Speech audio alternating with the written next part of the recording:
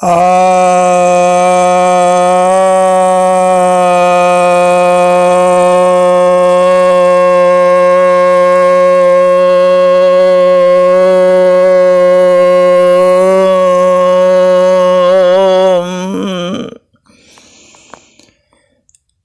भक्त जनों को सब प्रेम नमन। भक्तों, आज मैं आपके समक्ष श्रीमद् भगवद गीता के 11वें अध्याय के 6ठे श्लोक पर प्रवचन सुनाने जा रहा हूं। श्री भगवान उवाच पश्चादित्यान् वसन् रुद्रान् अश्विनो मरुतस्तथा बहुन्यदृष्टपूर्वाणि पश्चाश्चर्याणि भारत। अर्थात, हे भारत, तुम आदित्यों को, वसुओं को, रुद्रों को, अश्विनों को तथा मरुतों को देखो और इसके अलावा अन्य जो बहुत कुछ नहीं देखे गए हैं उन्हें देखो। और कैसे देखो? आश्चर्य से देखो। तो भगवान यहाँ पर बता रहे हैं कि हे भारत, अर्जुन को कह रहे हैं हे भारत। भारत अर्थात जो ज्ञान में रत है, जो ज्ञान का आकांक्षी है, जो ऋषि है, उसे भारत कहते हैं। तो कह रहे हैं कि हे भारत, तुम देखो, मेरे में देखो, मुझ में देखो। और जो नाम लिया है इन्होंने आदित्यों का, वसु का, रुद्रों का, अश्विनों का, मरुतों का, ये क्या है? ये देवता है। तो उन्होंने बताया कि इन देवताओं को मुझ में देखो। कहा जाता है वेदों के अनुसार 33 कोटि देवता होते हैं, अर्थात 33 प्रकार के देवता होते हैं। पुराणों के अनुसार 33 करोड़ देवता होते हैं, अर्थात वे जो प्रकार हैं 33 प्रकार, उनके भी भिन्न भिन्न प्रकार बता करके उन प्रकारों के अंतर्गत अन्य कई प्रकार बता करके उन्हें करोड़ बनाया गया। कोटि का अर्थ प्रकार भी होता है और कोटि का अर्थ करोड़ भी होता है। कितने लोग झगड़ा करते रहते हैं कि कोटि का अर्थ प्रकार है तो सिर्फ जो है 33 प्रकार ही सही है, और 33 करोड़ जो कह रहे हैं वे गलत कह रहे हैं, उन्हें समझ नहीं है। परंतु बात यही है कि इन्हीं कोटि को जो है, इन्हीं का व्यास करके, इन्हीं का विस्तार करके कोटि जो प्रकार है उसी कोटि को करोड़ भी कर दिया गया। यानी एक के अंतर्गत फिर कई जो सूक्ष्म उनका फैलाव है, अलग अलग प्रकार हैं, वो कर दिए गए हैं और कोटि जो है वे प्रकार से भिन्न होकर के करोड़ में पहुंच गए हैं। तो दोनों ही सही हैं अलग अलग संदर्भ में। तो यहाँ पर उन्होंने कहा है कि आदित्यों को देखो। तो आदित्य अर्थात अदिति के पुत्र, अदिति अर्थात जो सक्रिय पुंज हैं, देव कहा जाता है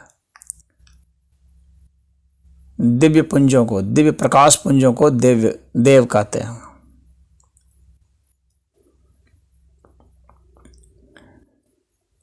तो जो शक्ति के अधिष्ठाता है वे देवता हैं,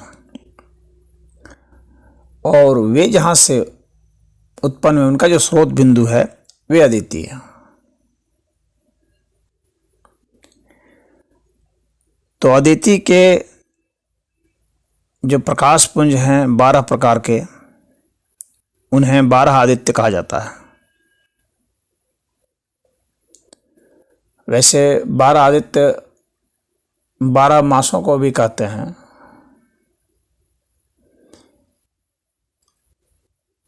जो वर्ष के संवत्सर के 12 महीने जो होते हैं वे भी 12 आदित्य कहलाते हैं। उसमें सूर्य की भिन्न भिन्न 12 संक्रांतियां होती हैं, उन्हें 12 आदित्य कहते हैं।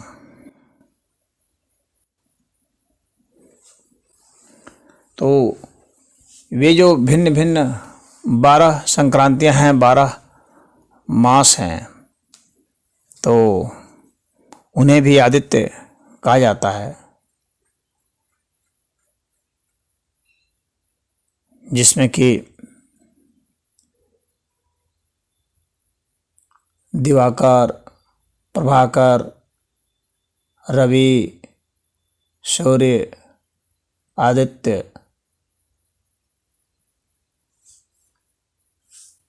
पूषा, सविता, मरीचि,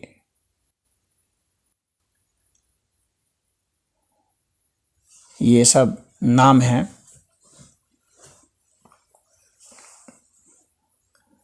मित्र,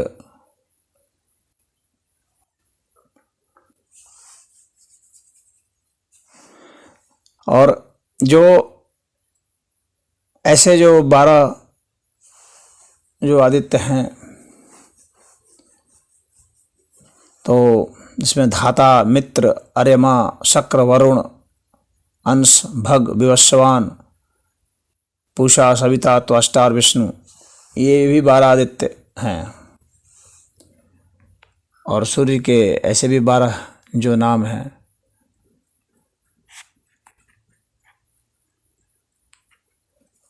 तो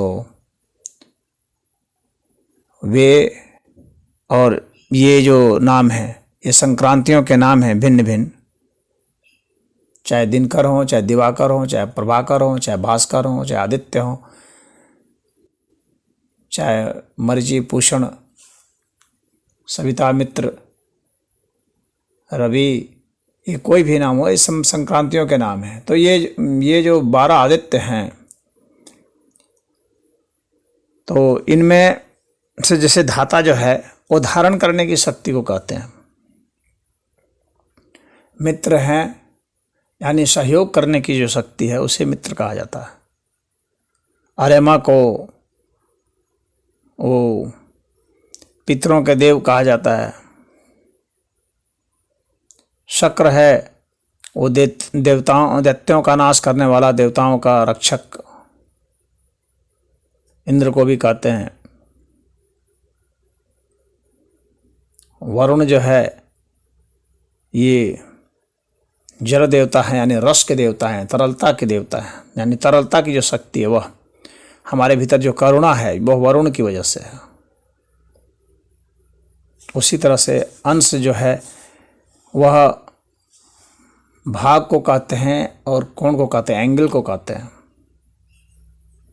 यानी दिशा दर्शाने के लिए और अनुपात दर्शाने के लिए, पाठ को दर्शाने के लिए अंश होते हैं। भग आनंद को कहते हैं। तो आनंद की जो शक्ति है वह भग है। उसी तरह से विवस्वान वह है, वह पचाने की शक्ति है। पूषा है वह अन्न की शक्ति, पोषण करने की शक्ति है, उसको पूषा कहते हैं। जितने हमारा जो अन्नमय कोश है यह पूषा भी कहलाता है। उसी तरह से सविता है तो यह परमात्मा की आह्लादनी चेतन प्रकाश पुंज है जो सभी को सक्रिय करता है। तो ये सविता मंत्र भी है वेद में। उसी तरह से त्वष्टा है तो ये जो रेगुलेट करने की शक्ति है उसको त्वष्टा कहते हैं। जो डेकोरेट करने की शक्ति है, जो मॉडिफाई करने की शक्ति है, उसको त्वष्टा कहते हैं। रूपांतरण की शक्ति त्वष्टा है।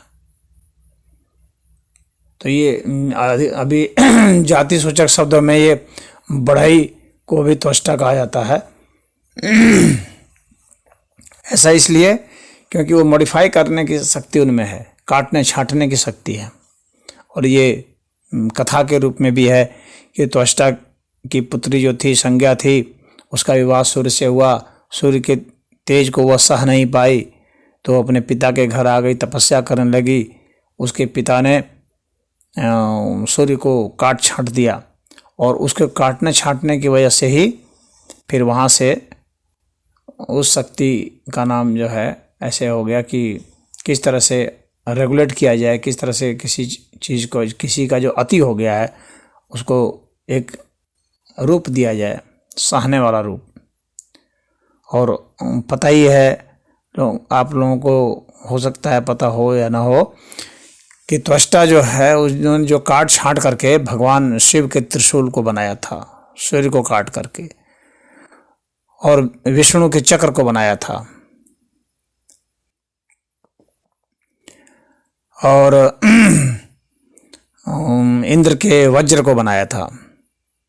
तो कहने का मतलब है जो रूपांतरण करने की जो शक्ति है वे त्वष्टा कहलाते हैं। विष्णु हैं ये पालन करने की शक्ति है।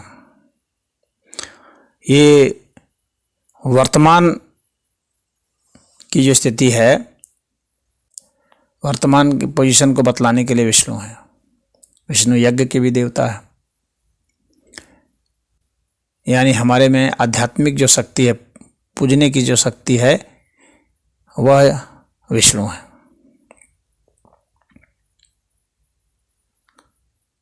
उसी तरह से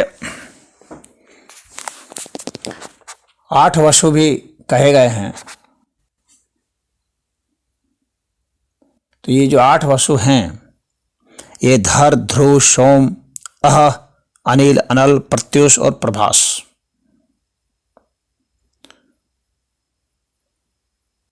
तो धर यानी पृथ्वी तत्व जो हो जाता है, सोम यानी चंद्र, और ध्रुव अर्थात जो उसमें निश्चितता होती है, अटलता होती है, जो उसकी आयु होती है कुछ। अह जो है वो दिन का अभिमानी देवता है।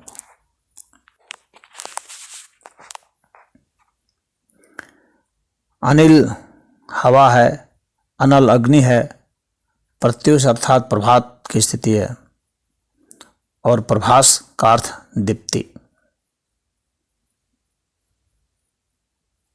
तो ये जो 8 वसु हैं, इन्हें आप पृथ्वी, जल, अग्नि, वायु, आकाश, सूर्य, चंद्र और नक्षत्र समझ सकते हैं। और आदित्यों के विषय में तो प्रश्नोपनिषद में एक मंत्र भी आता है, जो प्रश्नोपनिषद का मंत्र है, पहला प्रश्न का 5वां मंत्र है, जिसमें कहा जाता है कि आदित्यो हवे प्राणो रैरेव चंद्रमा। तो आदित्य और चंद्रमा के विषय में बताया गया है कि जो प्राण है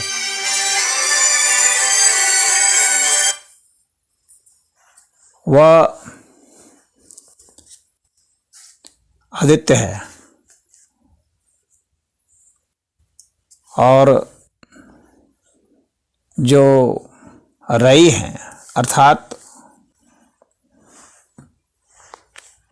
जो ठोस ढांचा होता है, ठोस जो पदार्थ, पुद्गल जिसको कह सकते हैं आप, तो वह चंद्रमा है। और प्राण का अर्थ शक्ति हो गई, तो उसके भीतर जो शक्ति का प्रवाह है वह आदित्य है। 11 रुद्र बतलाया गया है। तो 11 रुद्र में हर, बहुरूप, त्रयंबक, अपराजित, वृषाकपि, शंभु, कपर्दी, रैवत, मृगव्याध, सर्व और कपाली, ये 11 रुद्र कहे गए हैं। हर जो कि हमारे दुखों को हर ले, उसे हर कहते हैं। बहुरूप अर्थात नाना प्रकार के जो रूप हैं, इस अस्तित्व में नाना प्रकार के हमें रूप देखने को जो मिलते हैं, वे रुद्र के ही हैं, तो बहुरूप वे कहा जाते हैं। त्रयंबक अर्थात 3 आंखों वाला लोग समझते हैं, इसको त्रयंबक कहा जाता है। शिव को त्रयंबक कहते हैं क्योंकि त्रिनेत्र है, और त्रिनेत्र का अर्थ कुछ लोग सोचते हैं कि 3 आंख होगी। उसका 3 आंख से इसका सीधा मतलब है कि एक मन की आंख, और किसी भी चीज में एक तीसरी दृष्टि रखना, यानी जो 2 सामान्य दृष्टि होती है, क्योंकि यह भौतिक जगत द्वंद्व का है, तो 2 सामान्य दृष्टि होती है, तो एक तीसरी दृष्टि भी रखने वाला, एक तीसरे कोण से सोचता है, त्रयंबक। अपराजित, जो पराजित नहीं हो सकता। वृषा कपि, शक्तिशाली। शंभु अर्थात जो स्वयं उत्पन्न होता है।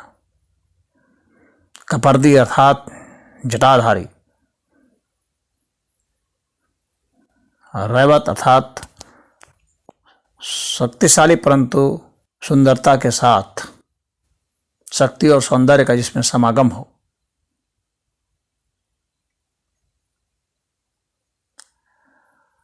अब मृगव्याध अर्थात जो शिकार करता हो, प्रहार करता हो। सर्व अर्थात जो मार डालता है, संहार कर देता है।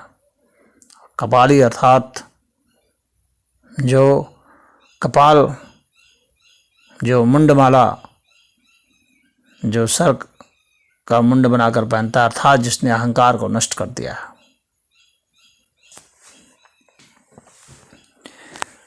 तो ये जो है रुद्र, 11 रुद्र हैं, इनका जो आध्यात्मिक अर्थ भी मैंने बताया कि कैसे हैं। और वैसे 11 रुद्र का अर्थ एक होता है आध्यात्मिक जगत में 10 प्राण और 1 जीवात्मा को कहते हैं 11 रुद्र। जो 10 प्राण हमारे हैं, इसमें प्राण, अपान, समान, व्यान, उदान, धनंजय, कृंकल, कुर्म,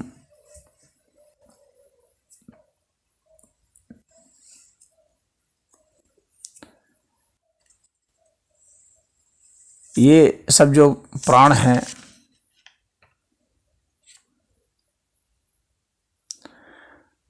ये और जीवात्मा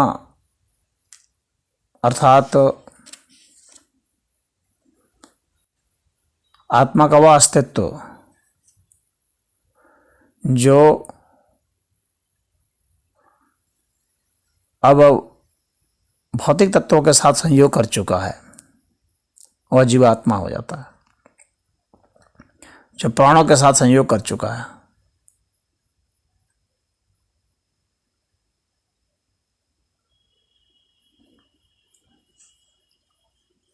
एक प्राण में देवदत्त भी है।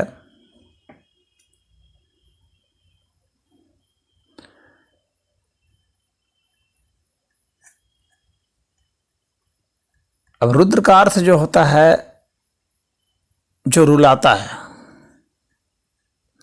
तो ये जो 10 प्राण हैं और जीवात्मा हैं,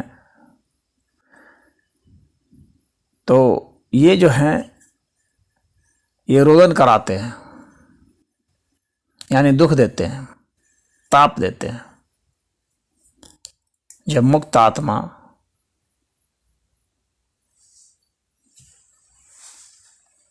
हो जाती है तो इस ताप से बच सकते हैं। लेकिन जब आत्मा का इनके साथ संयोग हुआ है, अभी मुक्त अवस्था में नहीं है, जीवात्मा की अवस्था में है, प्राणों के साथ संयोग किया हुआ है, तो वह निरंतर दुख ताप में रहता है।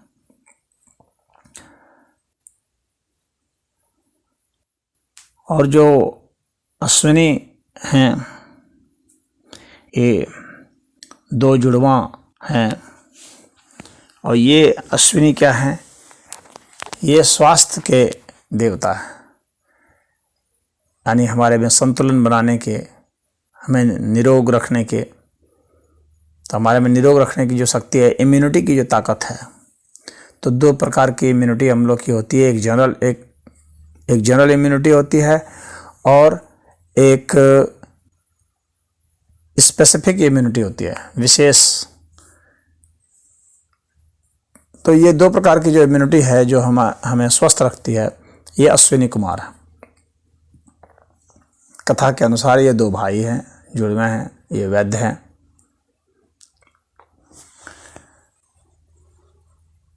और 33 कोटि के देवता में एक यज्ञ है और एक शक्ति है। तो ये जो यज्ञ है, यह यज्ञ का अर्थ हो गया आराधना करना, ईश्वर के प्रति समर्पित हो जाना। तो ईश्वर के प्रति जो प्रणिधान है वह यज्ञ है।